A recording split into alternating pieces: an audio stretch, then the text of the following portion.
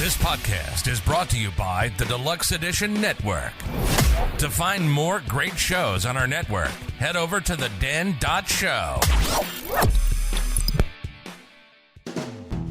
Hold on, stop. Welcome back to the Shit Show 2.0. Okay, Boomer. Damn millennials. Wow. Did not know that. Even flirters who are obviously mentally ill. You want to be my wife? Oh, this is going to go downhill real quick. What is going on? And welcome to Take on the World. What the hell was that? I'm sorry, I was like yawning, and I tried not to yawn in the opening. Okay, we all look right. like retards. We look like retards anyway. So, I am here with my friend, my man, Johnny. Johnny. He still has to yawn, but I can't now because I messed it up. I screwed up his yawn by starting. And Mike D. Again, Lexi is working, sadly. We miss her very much. So much I'm using her headphones. What happened to your headphones? I left them upstairs. Oh. We are here again. Earl for this thing. This squeaky. We are newly inducted members into the Deluxe Edition Network. Yes, sir. As I said in the very beginning, the Deluxe Edition Network is a network of podcasts, various topics. They have a podcast of the month every month. This month it is Highly Judgmental. They do music and sports. You would enjoy that a lot. Check out theden.show. I like the music reviews because I love all genres of music. Yes, you do. And they do them honestly. Highly anticipated. They're not afraid to they don't pull punches. And that's the way it should be. It should be. And that's how we do beers. So, after you listen to them, come back and listen to our beer reviews or watch our beer reviews on YouTube. They are not on Anchor. So that's the den.show. Check that out. Deluxe Edition Network. And we're happy to be there. Happy to be part of it. Yes, thank you. So I didn't mention this. Oh, that one's chunky. Is it? Or is that ice coming off the glass? No, the ice would have melted by now. It's chunky. Yeah. There wasn't that much ice in the glass. Yeah. So I did mention this when we did our last one, when you were not here when we did the interview with R.A. Fisher authors, and their book that is coming out. Actually, by the time you listen to this, it'll probably be out. We did put a knife in the block as an homage to Johnny because Johnny was not here, Thank you. and we mentioned it on the podcast. We missed you greatly. I think the last episode we did, I didn't even thought about it. I was like, there's no knife in the block. I was There's got to be a knife in the block. That's got to be a thing from now on. like there was no, that was the only one So we have until we started it. we have the quote TSA knife in the block. Yes. TSA's favorite knife. I'm sorry, sir. We can't. What do you, honestly, if anybody works in TSA, I would love to know. Come on. Send us an email at takeontheworld411@gmail.com. There's got to be some kind of, you guys throw all the stuff away? You know what they do? They auction it off. Because on that auction site, that high bid that I go on, Yeah. you can get stuff that is auctioned off from local airports. Okay. Stuff that's seized. But you think like in the, let's say our previous admin's era where we were privy to first grabs, first dibs, you think they do that nowadays? No. See, that sucks. I'm sorry. I wanted some really old CB communication stuff from squad cars that they used in like the 80s. And their response to me asking about them, they were going to literally throw them in the burn pile or throw them out. And I said, can I have one of these? Well, if you want one, you're going to have to post it on the county website. You have to go. I'm like, really? Who the fuck is going to miss this thing? I'm going to bastardize this. And just so I can mess around. I'm making an EMP out of this. Yeah, I don't get it. Everybody's so worried about lawsuits and hurting one another's feelings and being offended. Dude, so, speaking of being offended, what's the guy, Burr? The comedian Burr? Bill Burr? Yeah. Did you ever see his Philly rant? Oh yeah. Oh my God, that was freaking awesome. Yeah, he's another one. But you know what? They're trying to silence him. And it's why? Well, he was just on Joe Rogan.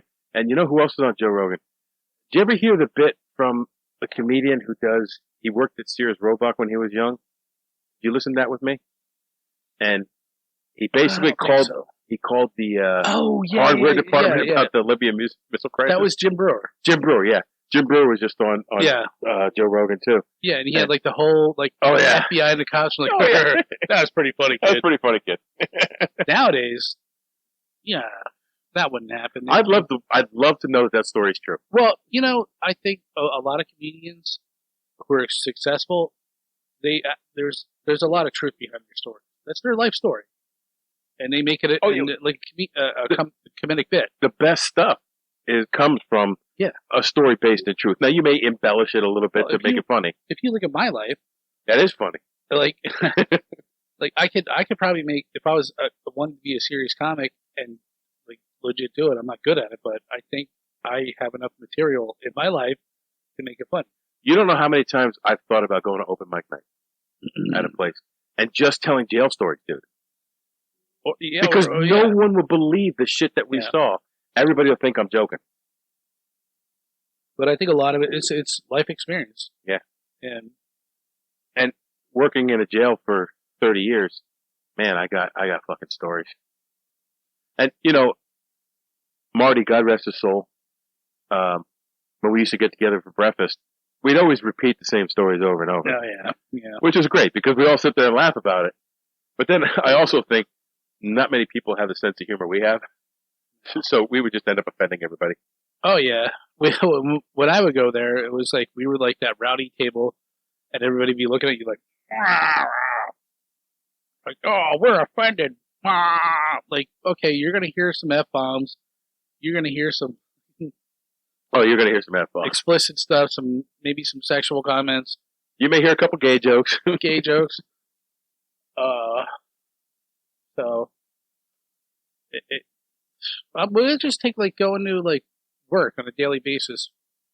Like, if I didn't have such a thick skin, you know, I don't think if you don't have a thick skin, you're not gonna make it. Like by the time I get to work, punch in, and get to where I need to be, I've been insulted like 55 times at least on either how fat I am or how I forgot to put my car in park. Or well, that is kind of funny. You know, just anything. What I have said this. This has been my statement for the longest time, and I know other people use it, but I've been saying this for as long as I worked in a jail. If I had feelings, that would have hurt. Right. I mean, you can't, like, honestly, like, you kind of wear it as a badge of honor at some things. Like, okay, that's because we'll do the same thing to other people. Well, I have conversations with people who don't work in our environment, and they're like, "Well, I don't want to say anything to offend you." I'm like, "Dude, there is nothing that you can say that's going to offend me." I don't talk to anybody outside of our circle about work. I don't talk to them about work. I'm just saying you cannot offend me. Right. Okay. Like, nobody gets it. Well, and then all what they want to hear is like I remember telling when I was married, I told my neighbor that I got into corrections. He's like, oh, and he just like mimicked like a billy club hitting his hand. He's like, oh, that's great. I'm like, that's not what we do. No. And maybe like 20 years ago, but that's not what we do. 20 years ago, I used a piece of rubber hose. It wasn't a billy club. But yeah, nobody wants to hear that fucking shit. Nobody wants to hear our stories. That's what I think. So I don't tell anybody our stories. But you're right. You offend me, it's going to be hard. Yeah.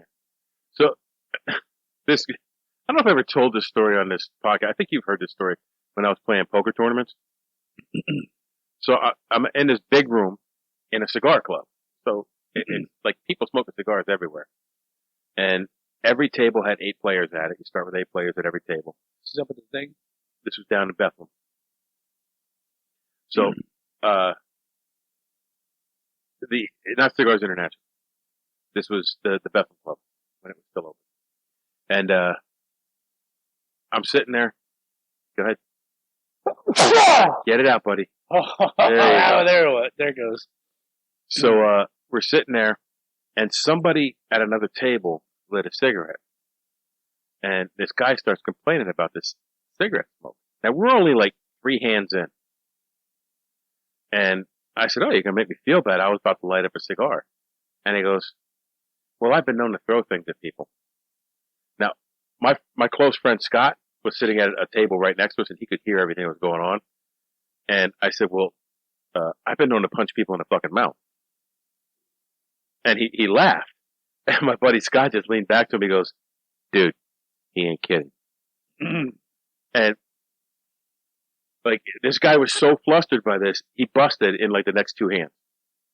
So we're sitting there. We're 7 players now. This guy was the first guy out of the entire tournament because I shook him so bad. The guy next to him, I wasn't paying attention. I was doing something. I was talking to someone. The guy taps me. He goes, "Hey, you're big." And I knew he meant, "Am I big? I'm big blind." I got the ante up. I just looked at him like, "Dude, you just call me fat." And he looks at me, no. I wasn't calling you fat. I'm like, relax, dude. I'm joking. I'm big blind. I get it. So I put it in, and he's like, whew. He goes, I was worried for a second. So, when you got down to like 3 players at a table, they combined 2 tables to make it 7 players again, or 8 players again. So we got combined into a table, and, he's sitting like 2 players away. He gets up, hey, you gotta do that to someone else. So now he's your friend. Yeah, but that was a different guy. It wasn't the smoking guy. It was just a different guy. And this guy was pretty cool. We were joking around all night. So it became a joke every table we went to. So I made it to the last table. Everybody would go, hey, you're big. So, like I said, you can't offend me. The only thing that really pisses me off is people that are disrespectful. And I haven't shared this with you yet, but I went to a said grocery store this weekend, and I'm wandering around. Where's the said? A quote grocery store. Yeah, a grocery store. Not naming the store. I don't want to say that. Okay, there you go. 10-4. I'm with you now. So I'm walking around and I'm just checking things out. That's my. You like looking at food? It's cool. My end of the week, I'm old. You like looking at food? I'll walk around a grocery store. Nobody bothers you. You got your shopping cart, so you can it's like a cane, but not really. So you can limp away, and then stock up on food. So and I get all my stuff, and I go. There's like four checkouts, and I probably need to allow on this one, but I go into the one checkout. The guy's, "We're closed. We're closed. We're closed." Something to that effect. And I looked up and I threw my hand up like that. I'm like, "I'm sorry." Real sarcastic. He goes, "Oh, it's okay, sir." And that had me so tight the rest of the night. I was so mad. Just the way that he said that. You couldn't say, "Excuse me, sir. I'm sorry, this lane is closed. You have to go over there." He started yelling at me. Now, you know me. I always try to look at someone else's opinion. And I'm very understanding of people who are like that. Sure. because that's me. But you don't know how many people stepped in that line after he closed the line. I want to tell you it was me. It was just you? Okay. And the store wasn't that busy, but you don't have to come off that way. Yeah, don't be a dick. And then I was like, where is so important you have to, what I wanted to say was well, guess what? No, you're not. Open your fucking register back up. You're back online. And you're going to check out the rest of these motherfuckers in the store. And then when you're done, you collect all the carts out of here and close the fucking store. And then I dropped the deuce in the shitter. Yeah.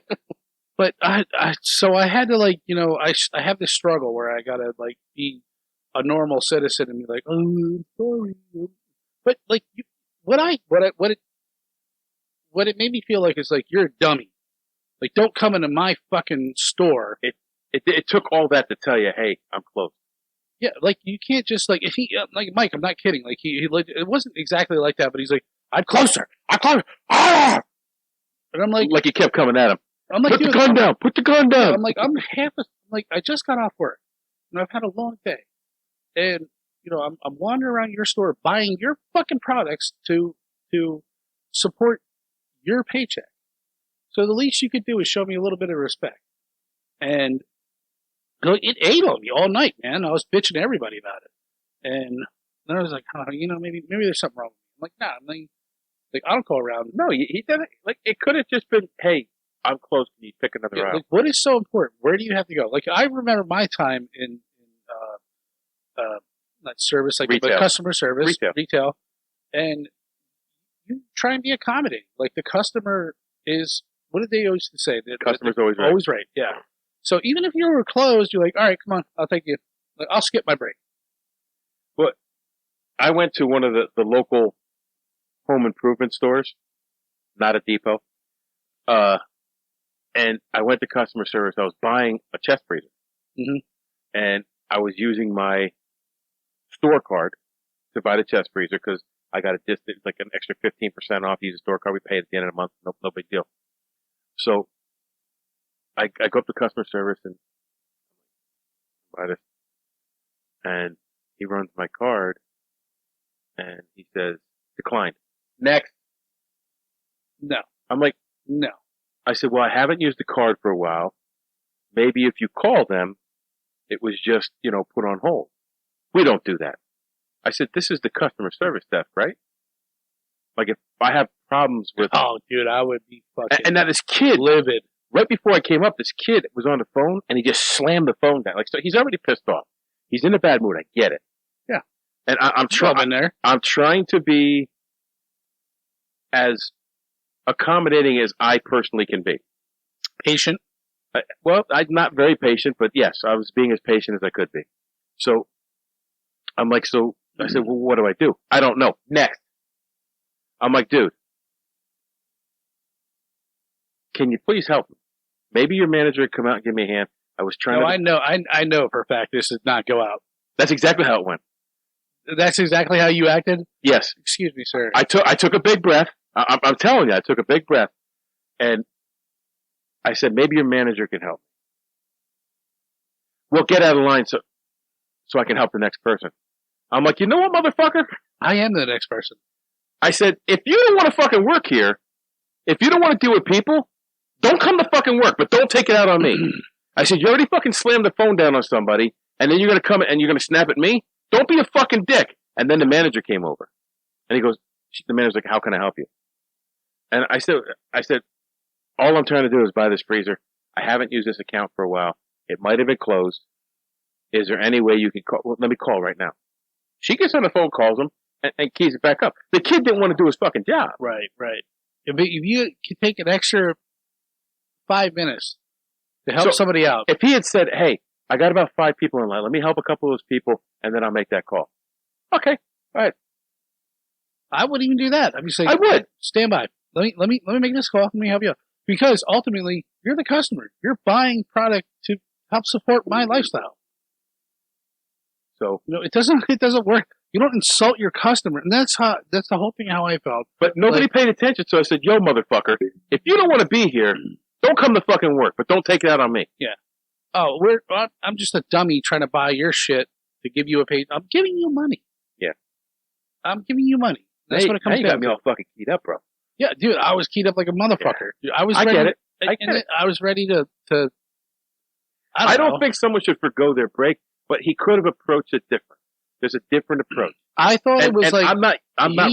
He yelled at me like I was because the way I dress, he yelled at me like I was a dummy, and I'm not a dummy, bro. Like, I'm not gonna say what I do, but like, you work at a fucking grocery store as a cashier. I'm not gonna put that down because good on you, you work, but don't treat your other fucking fellow human beings like dummies, like they don't know what they're fucking doing. Like, I got a cart full of shit.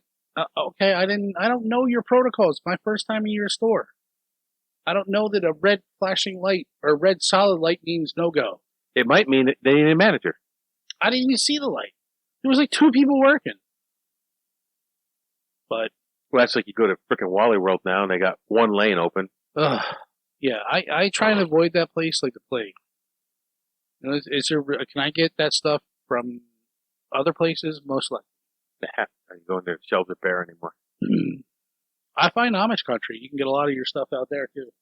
Down at where Pajaski goes. No, I've never been there, but I've been there.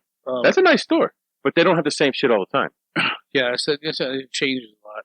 But no, like yeah, you go into like any Amish like out near Lancaster, and they're supplied a lot better than we are. Well, that's a little far from me. You're a lot closer to Lancaster than I am. Anywho, so yeah, no, this fucking disrespectful culture. I just want to smack somebody. And I don't think it has to do with generational thing. It's like because this kid looked like he was maybe in his 20s, and honestly, I wanted to just walk up to him and smack him in the face. Like first off, drop the fucking attitude. Oh, I feel like that almost every day. I feel like smacking somebody. Like I did nothing to you to like why the fuck can't you just use your words like a normal person? And I harken back to what I used, me being in the industry and just being a polite person. I'm sorry. I'm closed. You're going to have to back your shit up and go like, yeah, like barking at me. Like, what the fuck? So immediately I went in there, relaxed. I came out, my blood pressure was through the roof. I wanted to fucking stab somebody. Your blood pressure might be through the roof from walking, too. No. I stopped taking my meds, too. Good for you. Yeah. Just get a second opinion. Maybe you need to. Anyways, let's probably cut the last 30 minutes of that out. Nope, not cutting it. Not cutting shit. Oh, you cut shit. Yeah, I do cut shit because you go overboard sometimes. I know. Just take on the world, Mike. It's called take on the world, not be submissive bitches. So our topic today, John, and you brought this up to me. Yeah, this was I never heard of this guy. Well, when I was researching it, again, you brought up a topic that I was not sure of. And I love that. I honestly, I love bringing up a topic that you never heard of because. But once I started looking into it, I know these movies. Right. I never really put him in as the director. Or producer. The backstory. The weird-ass backstory. Didn't know the backstory either. And I only found that from watching my murder documentaries in my bat cave every night. And you may have insight into this that I don't have in my research. Well, we'll see. I'm sure I'll jump ahead a few times. Oh, I love when you jump ahead.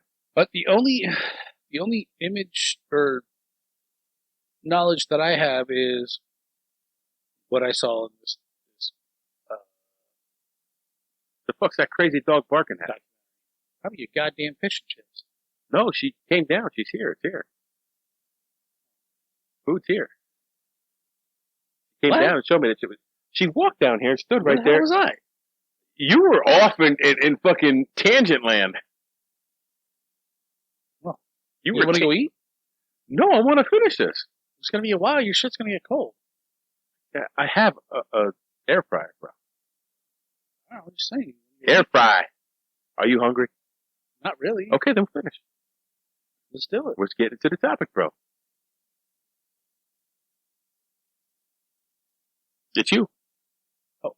It's all you. Wait, where's the beginning? That's it. The beginning? No, the whole. We did that. We did that like 25 minutes ago, bro. Dude, we did that, then you started bitching about a cashier being disrespectful. Okay. Let me start then. Go ahead, yeah, read first. Okay. This is about Al Adamson. And a barking dog. And a barking dog. Al Adamson was the king of 60s and 70s B movies, the grindhouse movies, just pumping those movies out. The genre was like horror and biker films, biker flicks. Al Adamson was the son of silent film actor and director Denver Dixon, that was his screen name, and Dolores Booth. Beginning in the 60s, his first movie was Halfway to Hell. It was a movie about a runaway woman, American cutthroats, kidnapping, bullwhip duels, and unreturned love.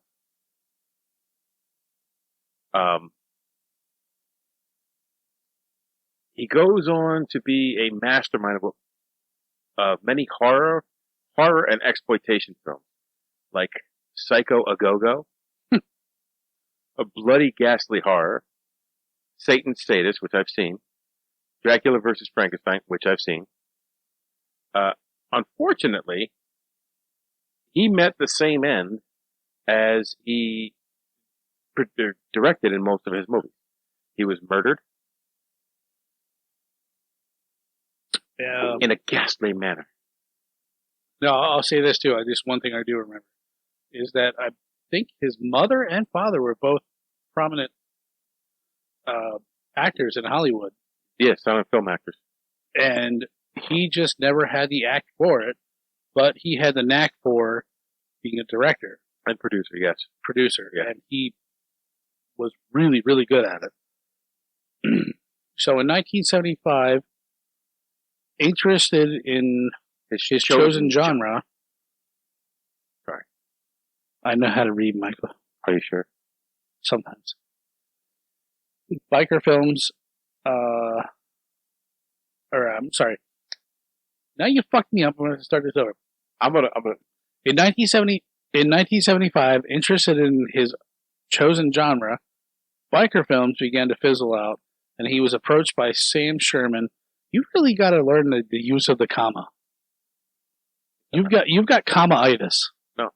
When I went through school, let me read it for you. You've got comma-itis. Let me read it for you. In 1975, interested in his chosen genre, biker films, began to fizzle out. That's what I just said. That's not how you said it. In 1975, his chosen genre, biker films, began to fizzle out. It was that. I read it just like, you've got comma-itis, and you deny it. Anyways. He was approached by Sam Sherman, a fellow producer and writer, about doing softcore porn movies to cash in on them popular stewardesses' craze. Yeah, you don't remember this, but like at that, like, is that like some kind of airplane porn? In the 60s, hold on. In the 60s, the big thing was biker gangs, stuff like that. Hells Angels. Yeah, going into the 70s, the big thing was stewardesses. Like, you remember the movie Catch Me If You Can? Mm-hmm. Okay, how predominant stewardesses and pilots were in that movie. Oh yeah. But that's what the early 70s was about. Like, it was if you went on a plane, the stewardesses dressed to the nines. They were prim, proper. Then it turned into a porn. And it turned into a porn. So pumping out the naughty stewardesses and blazing stewardesses in the same year. Is that the name of the movie? The name of the movie is The Naughty Stewardesses, and the Blazing Stewardesses was made. Okay. And he made both of those movies in under a year. Okay. Adamson and Sherman also made the 1974 film, Girls for Rent, a.k.a. Spit on Your Corpse, which is not to be misinterpreted for or mistaken for Spit on Your Grave. On Your Grave, right? Which would be an A movie. Is that what they call it? Like he's the B split.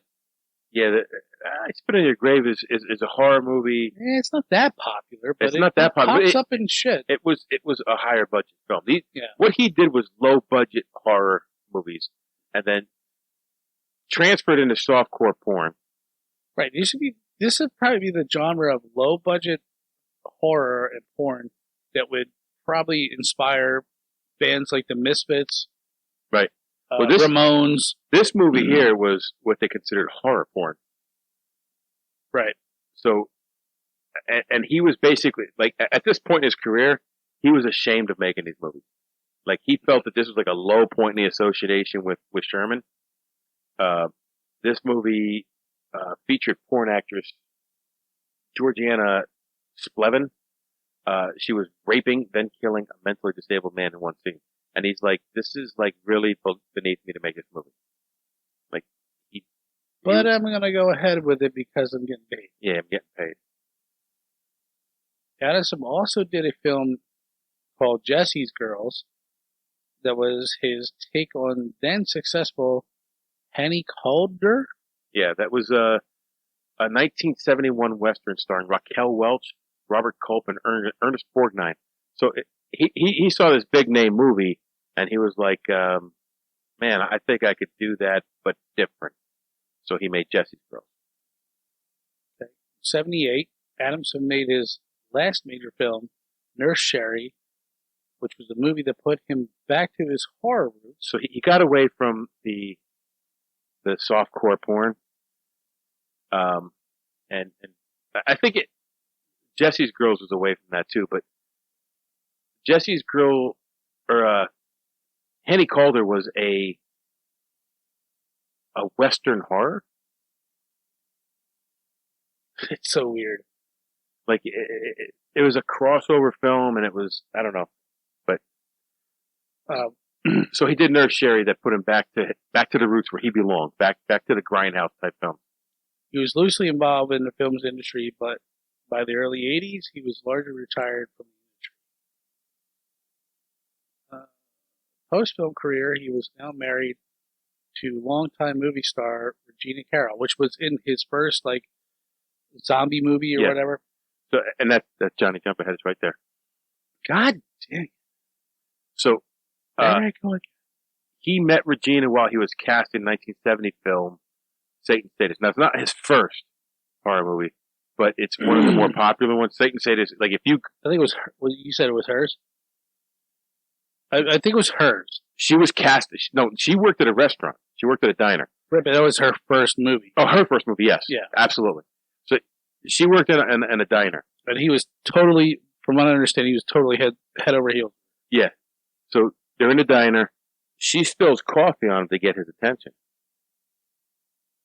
And that turns into her casting for this movie, or coming to the casting call for this movie, and he ends up casting her in a starring role in Satan Sadist. So yeah, she heard he was a movie director and spilled the coffee on him. Is that where you are? She ended up dying in 1992 of cancer at age 49. Adamson, who spent several years trying desperately to save her from the disease, but in the end, cancer won as it does so many times. Yeah, he did everything in his power to save her. Like, he was head over heels in love with her. And he was devastated by her death. And after that, like, when he retired from the movie industry, he went into real estate. And after that, he just spent most of his time alone at some of the properties he owned in Nevada, Texas, and California. Yeah, that was from what I understand. He did become somewhat of a recluse. Yeah. Yeah. And it's probably the reason why it took so long to find that he was missing. Now, I know, correct me if I'm wrong, but you're wrong. He, after his wife died, he did marry again. No. He married another movie actress. You might want to look that up. This afternoon. I'm pretty sure, as my fucked up memory serves me, that he married again.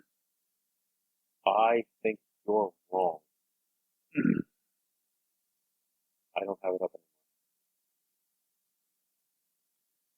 anymore. Well, 3 years after she died, he was murdered. He was alone at the time when he was murdered. Yes, but he did find another. Whatever his first wife died, he found another wife. I'm positive. agree to disagree. Okay. But that's besides the point. We'll go into what the ultimate scheme is. Good. Al was seen on June 20th, 1995, while living in his California home. On June 21st, one of Al's brothers went to see him, but when found him not at home, left. He was not concerned until 5 weeks passed without a word from Al. On July 26th, he reported his brother missing. It then became clear no one had heard from him. Like, nobody, like, there were people, like, he still dabbled in stuff in the film industry. So, every once in a while, someone tried to get a hold of him for this or that. And nobody, absolutely nobody heard from him. None of his real estate clients, nobody. Right. And that's when his brother was like, oh, there's something wrong here. But his house was like an isolated house. It was still under construction.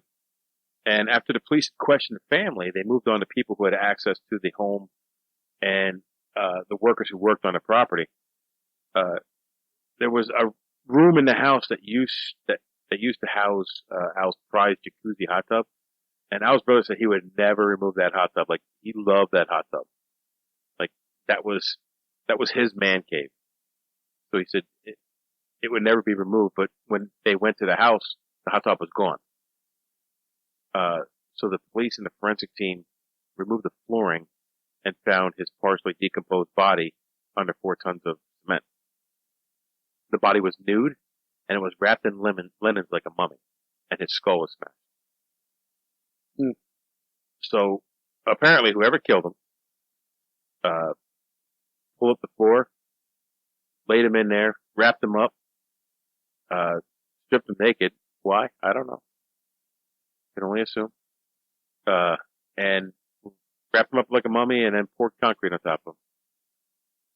So that would limit the suspect pool, I would think. Yeah, quite a bit. Like, people who had access to that home were the only ones who would do it. And, like, how do you pour that much concrete? And, like, you think a cement truck would come, or that's 4 tons of concrete. Like, you're not mixing 4 tons of concrete by hand. Maybe you are. I don't know. 4 tons? Is it really that much? If you're putting it in, even in a mixer, you're putting maybe From the, I don't know, honestly, the photos that I saw, it didn't really seem like it was that deep of a grave, and it was pretty shallow and shittily done. So I'm thinking a couple bags of concrete, and it was very obvious that, like, bag of concrete that goes far. I said a couple bags of concrete. I'm just saying, like, doesn't go very far. No, it doesn't. And that's why it was unearthed. Like, hey, what was here? Well, there used to be a jacuzzi here. Well, that doesn't look like a jacuzzi. It looks like a chopped up piece of floor. So the police keyed in on Fred Fulford, who was the live-in contractor. Some websites say he just did small jobs around the area. This site that I was on said he was the live-in contractor. I don't know how extensive it was, like the kind of work that he did. But apparently, just after recovering the body, they arrested this guy. And he was arrested and taken into custody at Coral Reef Hotel in St. Petersburg, Florida. California to Florida. Mid-August 1995. Like, that's, like, what are you doing all the way out there? Because he was heavily involved with Adamson. Oh, yeah. Like, the two of them had a deal to flip this house. Fred would do the work and Al would pay for all the bills. And then when they sold the house, they would split the profits. Kind of, a standard type thing. But as it turned out, Fred was, he had access to a credit card that was Al's, and that's what he used to buy the stuff. But he was overspending and abusing the finances which led to several heated arguments between the two that were witnessed by other people. So after he was arrested, he was interrogated, and he said he knew nothing about Al's death. He just assumed that he was on vacation. He also said he wasn't fleeing, that he planned to return to California to complete the reconstruction, but every shred of evidence suggested otherwise. He had forged Adamson's signature on checks and other official documents over the weeks following his disappearance. So that he's missing for 5 weeks, and this dude's still spending his money. Nobody's heard from him. This guy hasn't heard from him, and he takes off to Florida. He moved everything he had to Florida, and he had Al's car shipped there to Florida and sold them. He insisted that the vehicles were given to him by Al, but they were all the titles were still in Al's name. Like, that is fishy as shit. Mm-hmm. Yeah, I mean, how would you look any further? So if you turned up missing, and next week I was in California with your Jeep selling it, you're not getting much money for it. Well, I know it doesn't shift into park all the time. By itself. Well, let me back up here, because there's a couple things that from whatever the fuck I watched was left out of here. You can find, but I guess Al would occasionally go on vacation on his movie shoots, and he would leave, or he would get paid, or somehow. What is that dog doing? Go ahead. Some of that would be money left on the countertop, and Al would come in, see it, wouldn't think nothing of it, come back later, and it was missing. What the fuck? It was like $5,000 on the countertop here. Where the fuck did it go? Or checks. The contractor actually put a lock on Al's mailbox and installed a separate mailbox next to his. And then this was all done when he was gone. He came back and said, what the fuck is there? Fucking lock on my mailbox. I didn't hear any of this. Oh, yeah. It gets weird. And he confided in his brother, like, dude, this guy's acting weird. And, like, he was just like that weird contractor that he hired. And he just assumed Al's role. Like, if, I'm going to take your money. You're not here. I'm going to do my other. He tried selling his house when he was gone. He, like, put it up for auction or whatever. Auction. He was trying to sell it. And the housemaid, who was a Mexican lady that Al also hired, came by and she said, where's Al? He's like, well, he left. She's like, no. Something's wrong. Why is there a lock on the mailbox? You shouldn't be here. You're shady. And she ultimately, like, ratted him out. And wow, I didn't hear any of it. Oh, yeah. But that documentary might, when I was researching this, I have a friend who's, like, really a huge film buff, Kevin. Yeah. And so I texted him, like, hey, what can you tell me about this murder? He said that he watched a documentary that's on Tubi, and he sent me the name of the documentary. I'm going to watch it. That might have been what I watched, but, like, for the most part, this guy just, like, infiltrated him, gained his trust. Al trusted him when he was off doing his thing, and he just used him, tried, literally, like, redid the drywall and everything in his house, not asking him if that's what he wanted, tried to sell his house after he died, after he killed him and buried him. Jeez. And from what I understand, like, it was a shitty job. Like, it was pretty obvious that the jacuzzi was disturbed, and it wasn't. So he put the con in contractor. Yeah. Like a scumbag. What we had here? Oh, here was this Fulford. There's something else to it. Maybe in the future here. He was put on trial. Fulford was put on trial in late 1999. More than 4 years later, it was alleged by the prosecution that Fulford and Adamson fought over money. Fulford, in anger and greed, hit him over the head with a large heavy object and buried him to continue benefiting from his name, which I totally believe. He confessed to forgery, perjury, and abusing Al's money and trust while being cross-examined. But always denied killing him. He maintained he was framed despite the evidence that was against him. The trial lasted 6 weeks, and it took the jury only 2 hours to come back guilty of murder in November 1999.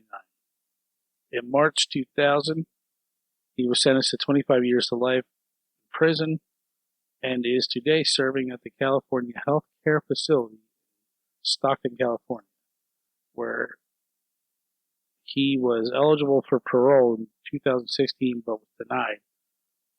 June 3rd, 2021 was denied again for 3 years, and he will be eligible for parole hearing again in June of 2024.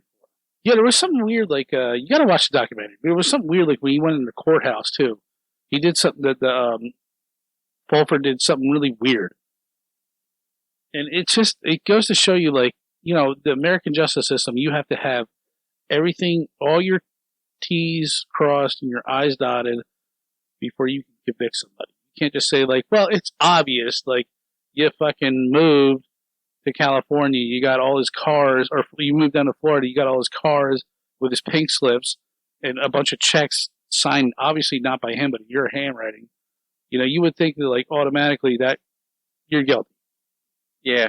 But no, being the American system, we have to prove that without a reasonable doubt, or beyond a reasonable doubt. Yeah. Yeah. I get it, because you don't want to send an innocent person to jail, but I think too many people that are guilty get off. Yeah, because of the way the system's set up. And I guess it's the best system you can have, because if you were in Russia, they would just throw you in jail. You wouldn't even get a trial. Yeah, for sure. Or China. Or Iraq, they would just cut your head off, and that's it. Yeah, the only way out is to latch yourself to the side of a C-130. Oh, Jesus. Let's go, Brandon. Yeah, I mean, this is a sleeper. I mean, like, not many people, like, you're from the horror genre. You've seen these movies, but you don't really know that much about the Yeah, I didn't know the director, producer. I didn't know the backstory.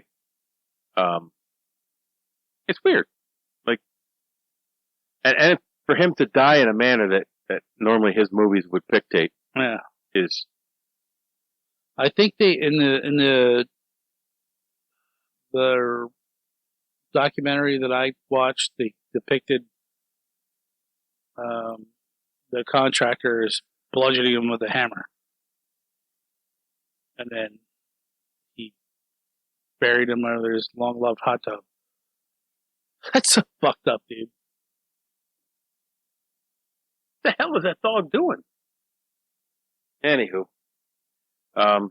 yeah, not a long one, but it was interesting. Yeah, for sure.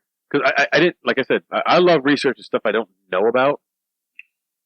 And you pulled this one, like, hey, remember that horror producer? And I'm like, no.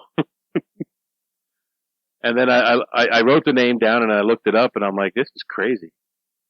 Like, Dracula versus Frankenstein, Satan Sadist, I know those movies. And he did a shit ton of movies, too. Yeah. Well, the contractor doing, like, the utmost, like, weird, like, he would just show up, and, like, Al and his brother were supposed to go out to lunch, and the guy would, like, show up. And his brother was like, who's this guy? And he's like, oh, he's my contractor, he's a real good guy. And his brother was, like, real leery. And then he would start changing things in the house without Al's approval. He's like, hey, I never asked you to tile this wall. He's like, well, I thought it would look better. So they did say that, like, the guy who killed him was, like, trying to live vicariously through his life. Yeah. Which is another way, like, he stole his money. Yep. He stole his lifestyle. He was using his cars, his credit card. So this is his list of credits, or some of them were even uncredited. Like, Halfway to Hell, he was uncredited in that movie. And then you get to the top here, as late as 2020, he was doing, he had some part in the movie. He was a segmented director. So I guess portion of this is part of the work that he did back in the day was put in this movie. Yeah. And the same thing with this. So there's 2 movies credited here that at some point, some of his work is in. Yeah, it's some of his idea. Yeah. But I'm trying to look down this list, see if there's anything else that I know. Dr. Dracula. I don't know if that's the one I saw, Uncle Tom's Cabin, but there's Blazing Stewardesses. There's a Bedroom Stewardesses in 78, but he's uncredited in that. So they may have used clips from the other movie as part of that one. Yeah, these would be all B movies, so. Reign of Blood. Horror of the Blood Monsters. Hell's Bloody Devils. Like, they're all B movies. They're Grindhouse movies. He gets acting credits here, too. Well, they must have all been cameos. They're all uncredited. Except for that one. There you have it. There you have it. So that's Al Adamson, born 1929, died 1995. Murdered in his own house. For greed. For greed and money. So, we took on Al Adamson. And now you go take on the world. Our podcasts exist because of listeners like you. To find other great shows, head over to theden.show. Thanks for listening.